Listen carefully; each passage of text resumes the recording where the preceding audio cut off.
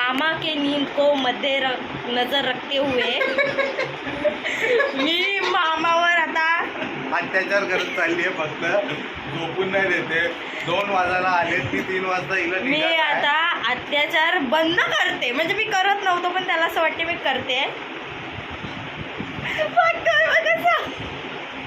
So मी आता त्याच्या झोपेला मधीत डोळे नहीं जम्या मधीत डोळे ठेवून मध्ये नजर रखते हुए मैं उसके नींद को अभी उसको बख्श देना चाहती हूँ. ऐसा मेरा मन बोल रहा है कि छोड़ दे, जाने दे. पण तो आता झोप. परत वंशवर दे जरा. जे काय बोलली ते वंशवर दे. एकदाच निघते भविष्यवाणी एकदाच होते पण चुकीचे होते. तो आता तू झोप, ऐश करो और करने दो. सो याच प्रकारे आपला आजचा ब्लॉग इथेच एंड होते. सो भेटूया नेक्स्ट ब्लॉगमध्ये.